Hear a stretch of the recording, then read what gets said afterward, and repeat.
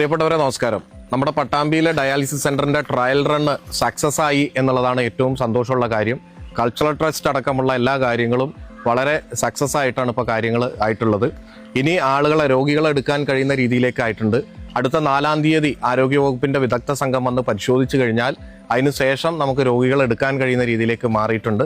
പട്ടാമ്പിയിലെ താലൂക്ക് ആശുപത്രി HMC തീരുമാനിച്ചുകൊണ്ട്, മാനദണ്ഡങ്ങൾ തീരുമാനിച്ചുകൊണ്ട്, പിന്നോക്കം നിൽക്കുന്ന ആളുകൾക്ക് ഫസ്റ്റ് പ്രയോറിറ്റി കൊടുത്തുകൊണ്ടായിരിക്കും ഇതിൽ രോഗികളെ എടുക്കുന്നത്. 2 ഷിഫ്റ്റ് പരമാവധിയാണ് ആദ്യഘട്ടത്തിൽ നമുക്ക് ചെയ്യാൻ കഴിയുന്നത്. അത് കൂടുതലാക്കി വർദ്ധിപ്പിക്കാനുള്ള കാര്യങ്ങൾ കൂടി ചെയ്യും.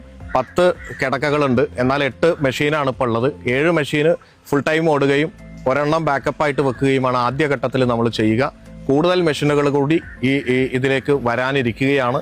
ഇതുമായി ബന്ധപ്പെട്ടുള്ള എല്ലാ മെഡിസിനും സംവിധാനങ്ങളും എല്ലാം ഇപ്പോൾ ഒരുക്കിയിട്ടുണ്ട്. അപ്പോൾ ഏറ്റവും സന്തോഷമുള്ള കാര്യം, ഡയാലിസിസ് സെന്റർ തുറന്നുകൊടുക്കാൻ കഴിയുന്ന രീതിയിൽ സജ്ജീകരിക്കുകയും സാങ്കേതികത്വം എല്ലാം പൂർത്തീകരിക്കുകയും ചെയ്തു എന്നതാണ് അറിയിക്കാനുള്ളത്.